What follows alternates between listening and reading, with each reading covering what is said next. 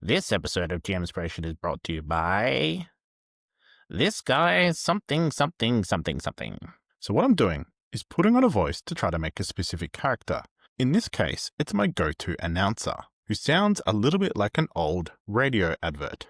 Because I've practiced this a lot, it's something that I can pull out when needed. This just in, a new voice for you to use. I am speaking a little bit slower, but I can easily speed him up for you. Yes, hello, welcome. This is not sped up artificially. This is just me trying to talk quickly.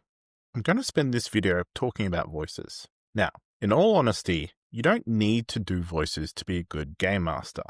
You can simply describe it as it's written in a book. The innkeeper looks at you, and with a gruff voice, he asks, "What can I get you?" Now, all other things being equal, would a game master that does good voices be better than one that doesn't? Well, I guess the answer is yes, they would. That is assuming, of course, everything is equal. I'd much rather a game master that encourages and engages the players than one that has a pool of voices they can pull out. In fact, my first ever dungeon master didn't do any voices, and at no point did I ever think, geez, I wish he would just put on a funny voice. I was completely immersed in the rich and detailed world he had built for us. Think of voices as just another tool you can use to engage your players. So all that said, let's get on with the show. When I do voices for my videos, you'll notice that there's a few I prefer. These are the ones that I do so often that I can easily slip into them, but that doesn't mean I don't make mistakes. First, and most importantly, if you're trying to come up with a new voice at the table, you'll find a few pressure points. 1. When pronouncing words you have not used before. You've got your fancy voice, you've got your lines, but how do you pronounce the word butterfly? Would it be butterfly? Butterfly. Do I pronounce all the letters, some of the letters? This speaks to needing to make sure you have a good grasp over the range of words and how they are pronounced by your characters. We'll get to how you do that in just a second. Second point, you get the voice, but quickly realize you are straining your voice too much and you need to stop. Oh, I guess this raspy voice was not a good choice. Oh, crap. I'm going to start coughing. No, hold it in. Third, you are doing an accent or impression and you let it slip. Well, it appears that you have entered mine castle, and here you shall appear, in here you shall appear, well, it is here, and now you are here, and I have lost. I've lost the voice. Always remember that when doing voices, you will make a fool out of yourself, and that is okay. To a certain extent, it's the role of the game master to make everyone feel comfortable. And if your players are trying to do voices for your character, you doing voices for the NPCs will make your players feel more comfortable. Next, remember to get to know your voice. I find doing nasally and deep voices the easiest, but I find adding depth to them much harder. So I can push my voice right up into my nose or right down into my throat. So I get this deep voice. And then I can make it nasally. Those two I find the easiest. Now, I'm not particularly good with impressions. I have a few, but when I hear myself speak, I sound very differently to how I actually am. So I find it very difficult to match the exact tone of a voice. That brings me to point 3. A bad impression can make a great voice. You might try to do an impression of Jason Bateman, but that doesn't really sound anything like him, does it? But who cares? If it is distinct and portrays the character that you are going for, just go for it. If someone asks if you're trying to do an impression, just say it was it's inspired by Jason Bateman. Fourth, and most importantly, practice. Laura Bailey, or perhaps it was Travis, said she practiced Jester non-stop for a week before Critical Role Season 2. So you'd walk around the house just speaking in character. Now that practically doesn't mean repeating the same line over and over again. You don't develop a good Matthew McConaughey by simply walking around saying, all right. Otherwise, the moment you actually try to get into the game, you'll fall out almost straight away. What it means is saying a range of different words in ways that allow you to act naturally in-game.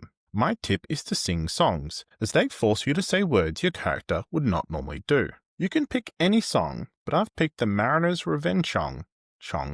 You can pick any song, but I've picked the Mariner's Revenge song because it has quite interesting lyrics. If you're not familiar, I'll put a link on the doogly-doo to it. It's a fun song to kind of just belt out. So the start of it goes, "We are two mariners, our ship's sole survivors, in this belly of a whale. Its ribs are ceiling beams, its guts are carpeting. I guess we have some time to kill." Now the rest of the song adds a whole bunch of other interesting words. Roustabout, hounds, charming, debonair, disease, consumptive, wretch.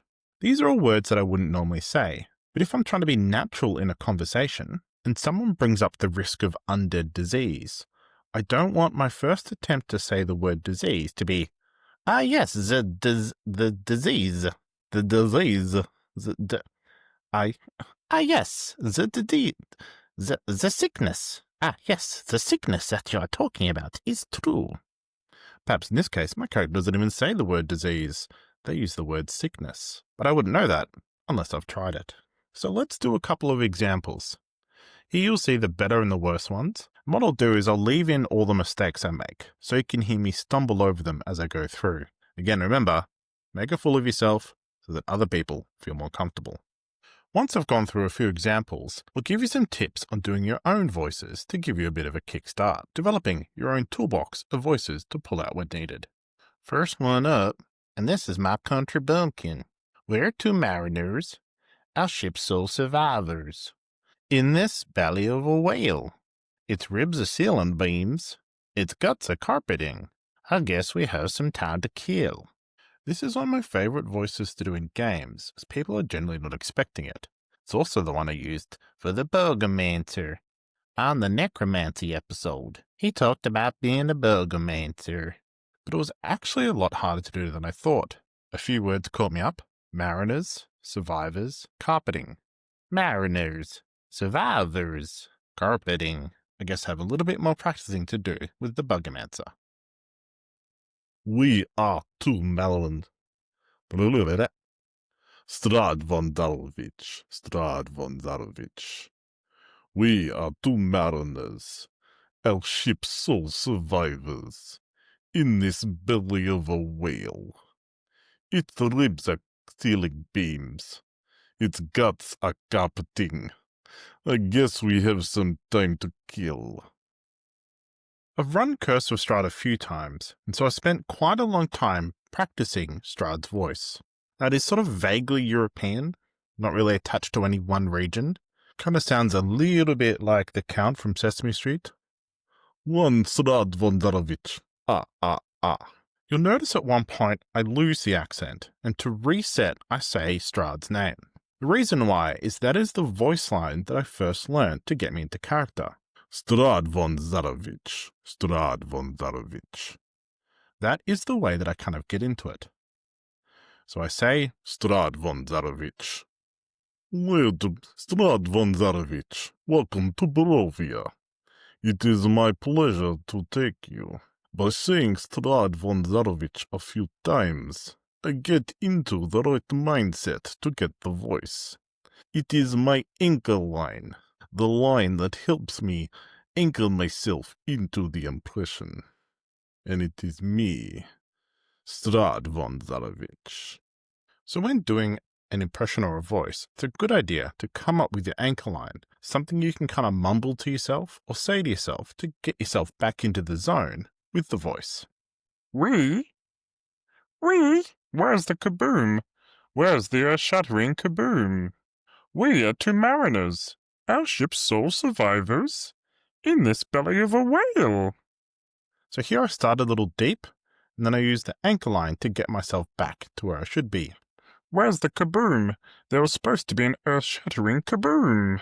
So again, it's not a perfect impression of Marvin the Martian, but it is close enough that most people get it. And it's also good because it's unique and distinct from our other voices. As I said earlier, a bad impression can make a great voice. Bear a thought for the D&D group I was playing in, as I spent an entire campaign with a character speaking like that. Rocky Granite Brew was probably one of my favorite ever characters. We are two mariners, our ship's sole survivors, in this belly of a whale. Obligatory Christopher Walken impression here. probably the best advice I got for Christopher Walken is when he says no, he actually says the word now. Now. Now. Now. Put a whole bunch of mustard on that. Now. Now. Now. So, now, as you see over here, it's really not got a lot going on. He kind of falls into his own voice. It's up and down, almost musical. Hello and welcome to the show. Welcome and hello. Oh my. It's a really fun voice to do. And there's nothing better than a big build up to a villain. When the curtain opens, he goes, oh my. It seems you've found my lair, and I guess I'm gonna have to kill you now. We are two mariners, ship's sole survivors, in this belly of a whale. It's ribs of peeling beans, it's cups of gardening. I guess we have some time to kill. As I mentioned before, my Marvin the Martian impression lasted a whole campaign. I've just started a new one, many of the same people with this voice. So, poor eternally suffering friends. Now with this one, it is kind of an older guy. Says, what the... Oh, quiet. Speaking bottom of the throat, so I'm sort of pushing my voice down. I'm sort of doing a lot of flopping with my lips. Oh, I say, quiet. Kind of channeling that kind of slightly drunk English gentleman, and doing a lot of sort of hopping and howling with the voice. So, I say, this is quite the show, isn't it? Rumph. Using a lot of old English sayings, so rumph, bar, all those sort of things. It's a very fun voice to do, and it makes a really good old guard, old noble, a professor, for example. Yes, a professor of history and archaeology, don't you know?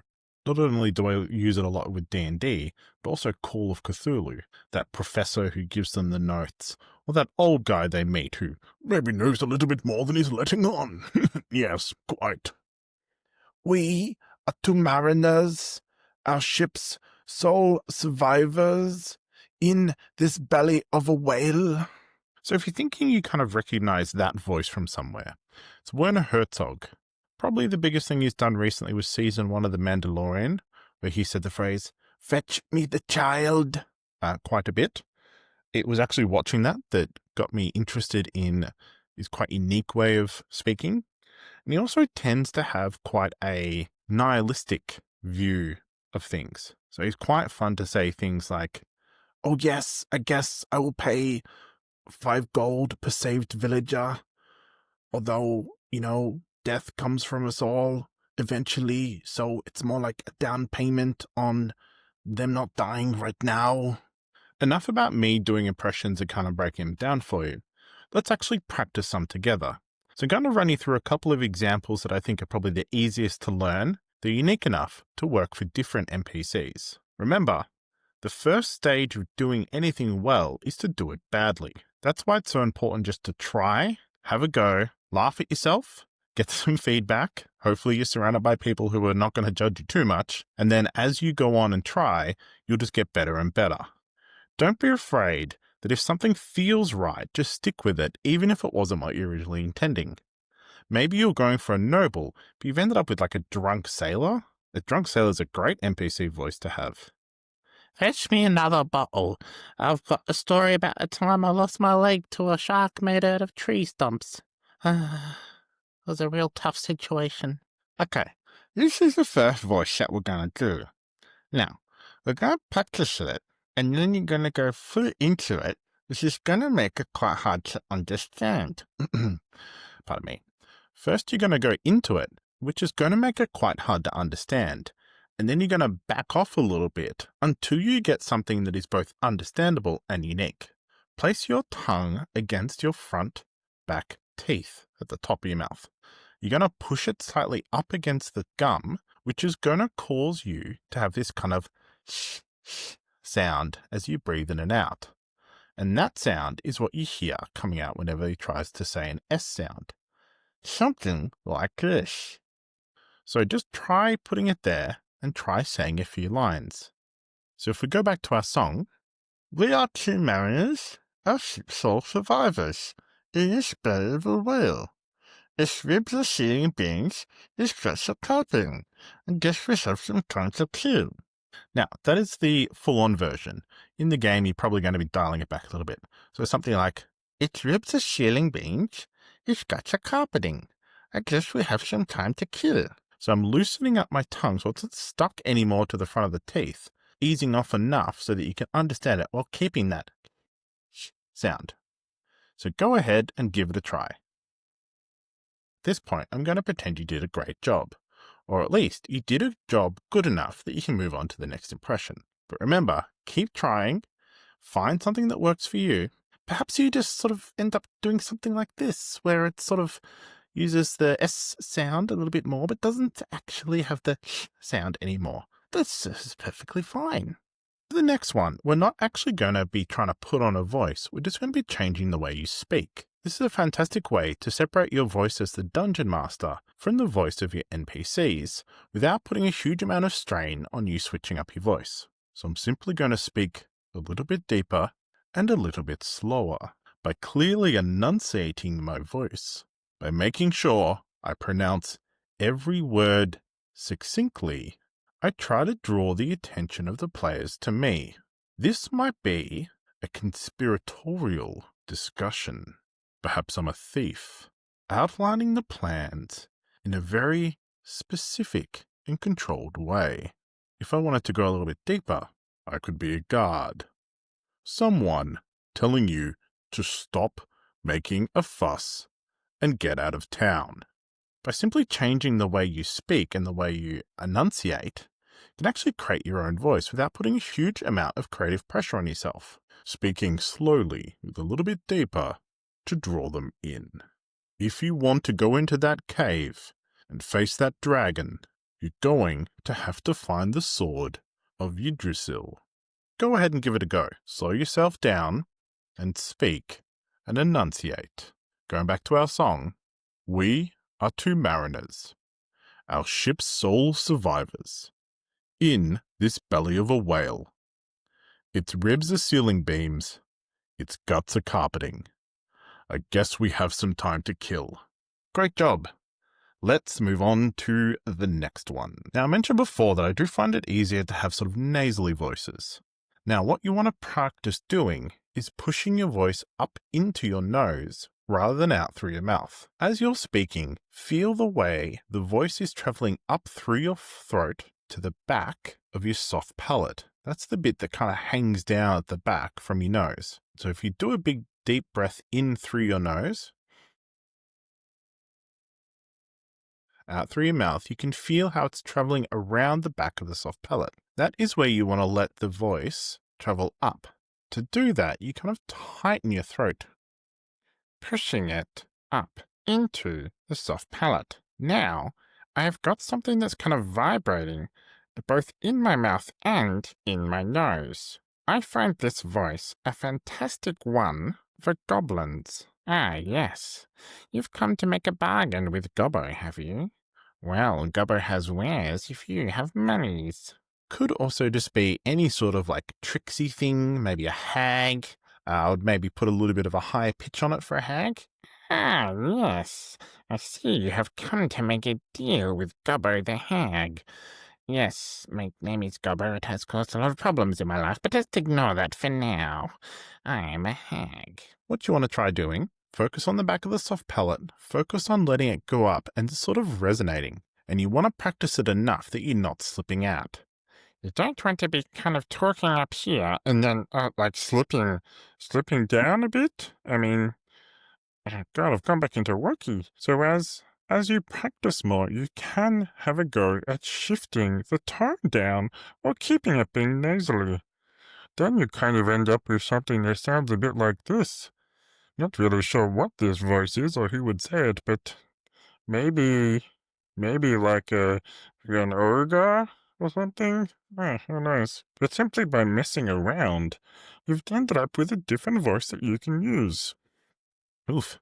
I will find that one actually puts too much pressure on the back of my soft palate, causing me to nearly cough, which is a reason why I ejected from the voice as quickly as I did. I'm going to give you one more. This one's a bit of a cheat one. So previously, We've all been focused on doing it without actually physically grabbing or changing any part of our mouth. But you could just simply pinch your nose closed, and it gives you a different voice. Now, if you just sort of relax a little bit, you end up with this voice.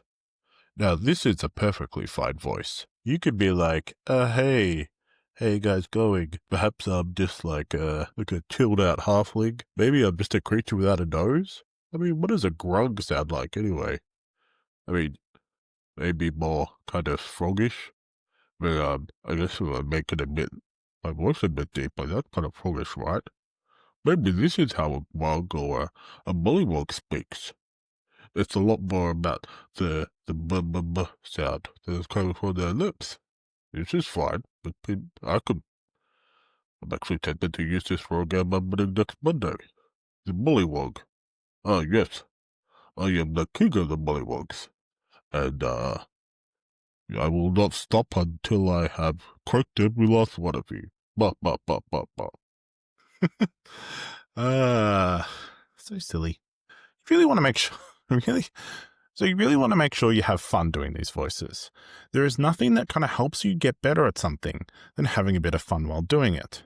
If you've got friends, you could try different voices out on each other, walk around the house singing songs to your heart's content in all sorts of weird voices, and getting better and learning which ones you want to then use. I would say make little notes on your characters. So I know that my old man voice is old man. So if I've used him as an NPC, I might put down, Theodore Thistlebutt, old man voice. And his assistant, Daniel Thews, he's actually a little bit more of the Jason Bateman, although I hadn't really thought about it much till then, and maybe a little bit more British. But basically, he's a very fine guy who likes to help out as much as he can. So I'm going to wrap up there. Thank you so much for listening to this episode. I hope you got something out of it. You've come up with some unique voices. If you have come up with something particularly unique listening to all of these, feel free to chuck it down in the comments below. I love hearing from feedback from people using this. I'm going to leave you with a couple of other voices I did with the Mariner song. I didn't want to spend too much of the episode speaking at them, but maybe there might be some in there that you might want to grab and steal for yourself. This has been an episode of GMspiration. Thanks so much for listening, and remember to have fun. We are two mariners, our ships are survivors, in this belly of a whale. We're two mariners, our ship's sole survivors. In this belly of a whale. Its ribs are selling beams, its guts carpeting. I guess we have some time to kill. We are two mariners, our ship's sole survivors, in this belly of a whale. We are two mariners, our ship's sole survivors, in this belly of a whale. We are two mariners, our ship's sole survivors, in this belly of a whale. Its ribs are ceiling beams, its guts are carpeting. I guess we have some time to kill.